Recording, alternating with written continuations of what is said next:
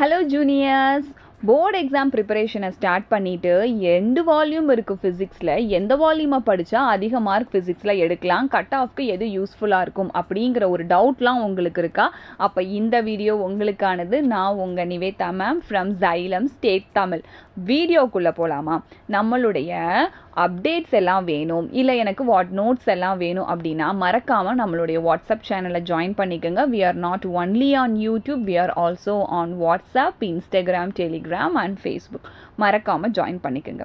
அப்புறம் ஒரு இம்பார்ட்டண்டான விஷயம் என்னன்னு பார்த்தீங்கன்னா, நம்மளுடைய ஜைலம் ஸ்டூடெண்ட்ஸ் இந்த தடவை டஃபஸ்ட் நீட் கொஷின் பேப்பர்லையும் மோர் தென் 100 ஸ்டூடெண்ட்ஸ் 500க்கு மேலே எடுத்து ரெக்கார்டை பிரேக் பண்ணியிருக்காங்க. அந்த ஸ்டூடெண்ட்ஸ் எல்லாத்துக்குமே ஒரு ஹார்ட்டி கங்க்ராச்சுலேஷன்ஸ் எல்லாம் சொல்லிட்டு ஒரு ஆல் த பெஸ்ட்டோட நம்ம செஷனுக்குள்ளே இங்கே போகலாம். நம்ம செஷனை வால்யூம் 1 வெர்சஸ் வால்யூம் 2 யாருப்பா அதிக மார்க் கொடுப்பா அப்படின்னு கொஷின் எனக்கு வந்ததும் ஒரு லாஸ்ட் 5 இயர்ஸ் கொஷின் பேப்பரை எடுத்து நான் அனலைஸ் பண்ணி பார்த்தேன். அதில் பார்த்தீங்கன்னா எல்லா லெசன்ஸ்லையும் எவ்வளோ மார்க்ஸ்க்கு கேட்டிருக்காங்க அப்படிங்கிற ஒரு அனலிட்டிக்ஸை பண்ணி பார்க்கும்போது தெரிய வர்ற விஷயம் என்னன்னு பாருங்கள். இந்த இடத்துல எவ்வளோ நம்பர் ஆஃப் கொஷின்ஸ் ஃபர்ஸ்ட் வால்யூம்லேருந்து வருது அப்படின்னு சொல்லி பார்க்கும்போது பெரிய டிஃபரன்ஸ் எந்த இயர்லையுமே இல்லாமல், அதாவது லாஸ்ட் 5 இயர்ஸில் எந்த டிஃபரன்ஸுமே இல்லாமல் ஒரே மாதிரியான கொஷின்ஸ் இங்கே கேட்டிருக்கிறது தெரிஞ்சுது. அதாவது 21லேருந்து 24 கவுண்ட்டுக்குள்ளே ரேண்டமாக அப் அண்ட் டவுன் மூவ்மெண்ட் இருக்கிறது தெரிஞ்சுது. இது ஒரு அப் அண்ட் டவுன் மூவ்மெண்ட், ஒரு குயிக் அப் குயிக் டவுன் அப்படிங்கிறனால ஸ்டாண்டர்டாக இவ்வளோ தான் வரும்னு சொல்லி நம்மளால் ப்ரிடிக்ட் பண்ண முடியாது. சரி, மார்க்ஸ் எவ்வளோ கேட்டிருக்காங்க அப்படின்னு சொல்லி அனலைஸ் பண்ணப்போ அந்த மார்க்ஸும் ஈவனாக டிவைட் ஆகிருக்கிறது தெரிஞ்சுது.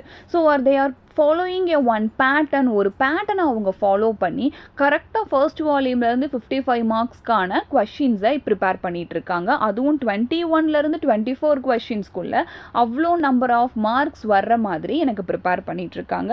இதில் விதிவிலக்கு அப்படின்னு சொல்லி பார்த்தீங்கன்னா நம்மளுடைய 2021 மட்டும்தான். பட் லாஸ்ட் 4 இயர்ஸுமே எனக்கு இப்படி தான் கொஷின் பேப்பர் ரிஃப்ளெக்ட் ஆகிருக்கு.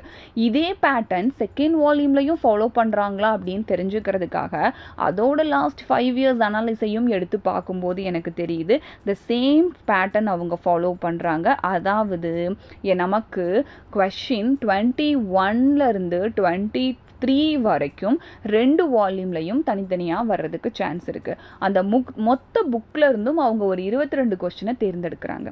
அந்த கொஷின்ஸோட மார்க்ஸ் எவ்வளோ ட்ராவல் ஆகுதுன்னு பாருங்கள், 55. இதுலேயும் விதிவிலக்கு 2021 மட்டும்தான். அப்போது இந்த 55 மார்க்ஸை அவங்க அந்த இடத்துல ஒரு மாதிரியான கான்ஸ்டண்ட்டாக கேப்சர் பண்ணி வச்சிடுறாங்க.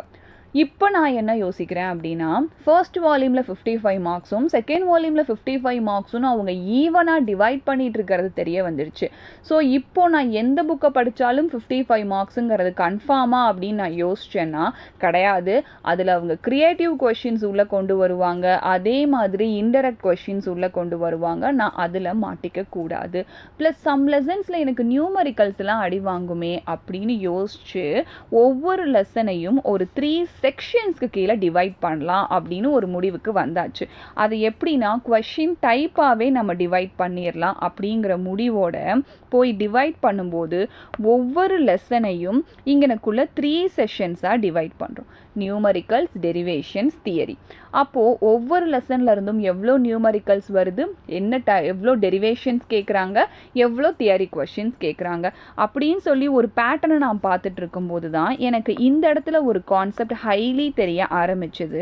இங்கே பாருங்கள், கரண்ட் எலக்ட்ரிசிட்டியில் அவங்க லாஸ்ட் 2 இயர்ஸாக எனக்கு டெரிவேஷன் செட்டப்பில் எதுவுமே கேட்கல. அப்போது அங்கனுக்குள்ளே ஏதோ அடி வாங்குது இல்லையா? லாஸ்ட் 2 இயர்ஸாக கேட்கலன்னா லாஸ்ட் 2 இயர்ஸ் கொஷின் பேப்பர் எடுத்து பார்க்குறவங்களுக்கு அதில் டெரிவேஷன் செட்டப் இருக்காதுங்கிற ஒரு மைண்ட் செட் வந்துடும். ஆனால் அவங்க இந்த சைக்கிளை என்ன பண்ணுவாங்க, இந்த இடத்துல பிரேக் பண்ணி இந்த வருஷம் கேட்குறதுக்கு சான்ஸ் இருக்குது. அப்போ டெரிவேஷன் இந்த வருஷம் வர்றதுக்கு சான்ஸ் இருக்குது, ஏன்னா கேப் விழுந்திருக்கு. ஸோ we can expect அப்படிங்கிற ஒரு பாயிண்ட் எனக்கு தெரிய வருது. இதை எப்படி அனலைஸ் பண்ணி சொல்லலாம் அப்படின்னு பார்த்தீங்கன்னா, மேக்னடிசம் அண்ட் மேட்டரில் பாருங்கள், இங்கனக்குள்ளேயும் டெரிவேஷனுக்கு கேப் கொடுத்துருக்காங்க. 22ல் கேட்டிருக்காங்க. 22ல் முடிஞ்சதுக்கப்புறம் 23, 24ல் டெரிவேஷனே இல்லை. ஆனால் 25ல் ரிஃப்ளெக்ட் ஆகிருக்கு. அப்போது இதிலேருந்து எனக்கு என்ன கான்செப்ட்ஸ் தெரியுது, அங்கனக்குள்ளே அந்த பிரேக் விழுகுதுன்னா எத்தனை வருஷம் பிரேக், அதை எப்போ அவங்க பிரேக் பண்ண ரெடியாக இருக்காங்க அப்படிங்கிற மாதிரியான ஒரு பேட்டர்ன் மெத்தட் இங்கனக்குள்ளே கிளியராக தெரியுது. ஸோ இதோடையே சேர்த்து அனலைஸ் பண்ணும்போது இங்கே இஎம்ஐ அண்ட் ஏசி லெசன்லையும் டெரிவேஷன் ஒரு 1 இயர் வரல. அப்போ 1 இயர் வரல அப்படிங்கும் போதே எனக்கு தெரிஞ்சிருச்சு இந்த இயர் அதுக்கு வர்றதுக்கான பாசிபிலிட்டி இருக்குது. ஆனால் 50% தான். ஏன்னா 2 கேப்ஸ் விழுந்தால் அடுத்த தடவை 100% வர்றதுக்கான பாசிபிலிட்டி பேட்டர்ன் இங்கே எனக்கு தெரியுது. ஓகே, அதே மாதிரி பாருங்கள், எலக்ட்ரோ மேக்னெட்டிக் வேவ்ஸ்லையும் லாஸ்ட் 2 இயர்ஸாக எந்த விதமான கொஷின்ஸும் கேட்கல. ஸோ ஒரு கேப் விழுகுதுன்னா அங்கனக்குள்ளே நான் கான்சென்ட்ரேட் பண்ண ஆரம்பிக்கிறேன், ஹைலி கான்சென்ட்ரேட் பண்ண ஆரம்பிக்கிறேன். ஸோ அதை வச்சு இந்த இடத்துல உங்களுக்கு டெரிவேஷன் எல்லாமே நான் எனக்குள்ள பக்காவா கொண்டு வரணும் அப்படிங்கிறதுக்காக அவங்க என்ன பண்றாங்க, லாஸ்ட் 2 இயர்ஸ் கேட்கலையா, அப்போ இந்த தடவை பசங்க எக்ஸ்பெக்ட் பண்ண மாட்டாங்க அப்படின்னு சொல்லி உள்ள கேட்டுடுறாங்க. அந்த மாதிரி வேலையெல்லாம் அவங்க செஞ்சுட்டு இருக்காங்க. இதை செகண்ட் வால்யூம்லையும் போய் அனலைஸ் பண்ணும்போது கேப் விழுந்தா அந்த வருஷம் கொஸ்டினை எக்ஸ்பெக்ட் பண்ண முடியுது. ஆனால் மோஸ்ட்லி செகண்ட் வால்யூம் மட்டும் எல்லா கான்செப்ட்ஸையும் கவர் பண்ணுற மாதிரி ஒரு செகண்ட் ஹாஃபில் ட்ராவல் ஆகுது. மேலே இருக்கிற ஹாஃபில் வந்துட்டு கொஞ்சம் கம்மியாக தான் ட்ராவல் ஆகுது. ஏன் அப்படின்னா ரே ஆப்டிக்ஸ் அண்ட் வேவ் ஆப்டிக்ஸ்க்கு கான்செப்ட்ஸ் ரொம்ப ரொம்ப அதிகம் இல்லையா. ஸோ அதனால அந்த இடத்துல கொஞ்சம் இம்பேலன்ஸ் தெரியுது. ஆனால் இதுக்கு அந்த செகண்ட் வால்யூமில் செகண்ட் ஹாஃபில் ஃப்ரீக்வெண்ட்டாக எல்லாத்துலேருந்தும் கொஷின் பேக் டு பேக் வந்துட்டே இருக்குது. அப்போது இந்த பேட்டர்ன்லேருந்து ஒரு லெசனோட நியூமரிக்கல்ஸ் ப்ராப்ளம் நீங்கள் படிக்காமல் போனீங்கன்னா எவ்வளோ மார்க்ஸ் அங்கே குறையிறதுக்கு சான்ஸ் இருக்குது. ஃப்ரம் த டோட்டல் அப்படிங்கிறது தெரிஞ்சிருக்கும். மொத்தம் அவங்க டோட்டலாக உங்களுக்கு 110 மார்க்ஸ்க்கு கொஷின் பேப்பர் செட் பண்ணுறாங்கங்கிறதும் தெரிஞ்சிருக்கும். இதில் தியரி படிக்காமல் போனால் எவ்வளோ மார்க் அடி வாங்கும் ஒரு லெசனில் அப்படிங்கிற ஒரு அப்ராக்சிமேஷன் இந்த இடத்துல கிளியராக கொடுத்தாச்சு. அப்போ இந்த அனலிட்டிக்ஸை பேஸ் பண்ணி இப்போவே உங்கள் போர்டு எக்ஸாமை பிளான் பண்ண ஆரம்பிங்க. இதில் நீங்கள் பண்ணக்கூடாத மிஸ்டேக்ஸ் அப்படிங்கிறது நான் சொல்கிறேன். ஃபர்ஸ்ட் ஒன், ஒரு சிங்கிள் வால்யூமையே ஃபோக்கஸ் பண்ணி இருக்கிறது. தயவு செஞ்சு இந்த மிஸ்டேக் பண்ணாதீங்க. இனிஷியலாக சொன்ன மாதிரி கிரியேட்டிவ் ப்ராப்ளம்ஸோ இல்லைனா இன்டைரக்ட் கொஷினோ இல்லை உங்களுக்கு வெரி லாங் ஆன்சர்ஸ் கேட்டு அதுக்கு டைம் பத்தாமல் போகும்போதோ அந்த மாதிரி ஒரு ப்ராப்பர் மேனேஜ்மெண்ட் இல்லாமல் போகும்போது உங்களுக்கு ஃபர்ஸ்ட் கான்செப்ட் அடி வாங்கிடும். So should not focus only on the single volume. அதை மைண்டில் நல்லா செட் பண்ணிக்கோங்க. 2 வால்யூம்க்கும் இடையில டைம் மேனேஜ்மெண்ட் பண்ண முடியலை அப்படின்னு சொல்லிட்டு இம்ப்ராப்பர் டைம் மேனேஜ்மெண்ட் பண்ணிடாதீங்க. இப்போ இருந்தே பேலன்ஸ்டாக கொண்டு போங்க. அதனால தான் இப்போ இருந்தே இந்த அனலிட்டிக்ஸ் எல்லாம் உங்களுக்கு கொடுக்கறது. ஸோ எப்படி ஒரு லெசனை படிக்கலாம், எப்படி ஒரு பேஜை படிக்கலாம்னு சொல்ல வீடியோ நம்ம ஆல்ரெடி கொடுத்துருப்போம். அதை மறக்காமல் டிஸ்கிரிப்ஷன் பாக்ஸில் இருக்கு, ஒரு கிளான்ஸ் பார்த்துக்கோங்க. தென் மேம் நீங்கள் தான் தனித்தனியாக கொடுத்துட்டீங்கல்ல, ஸோ நான் இந்த லெசனில் நியூமரிக்கல்ஸை விட்டுட்டு போயிடுறேன், இந்த லெசனில் டெரிவேஷனை விட்டுட்டு போயிடுறேன் அப்படின்னு ஒரு சிங்கிள் டைப் ஆஃப் கொஷினில் ஃபோக்கஸ் பண்ணக்கூடாது.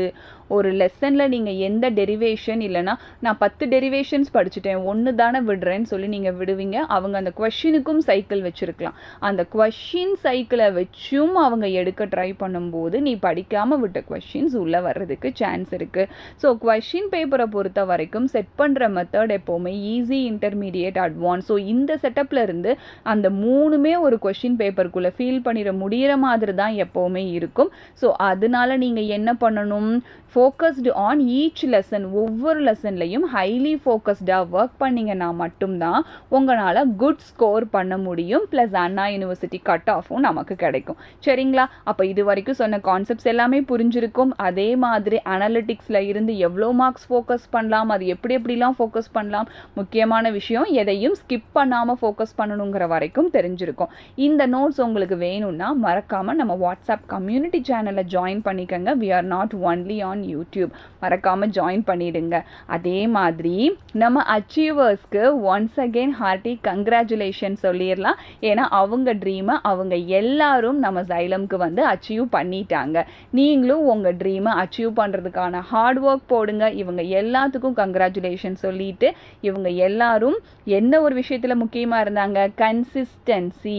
அந்த கன்சிஸ்டன்சியை நீங்கள் ப்ராப்பராக மெயின்டைன் பண்ணி கீப் லேர்னிங், ஹாப்பி லேர்னிங். மறக்காமல் நம்ம சேனலை சப்ஸ்கிரைப் பண்ணிடுங்க. தேங்க்யூ.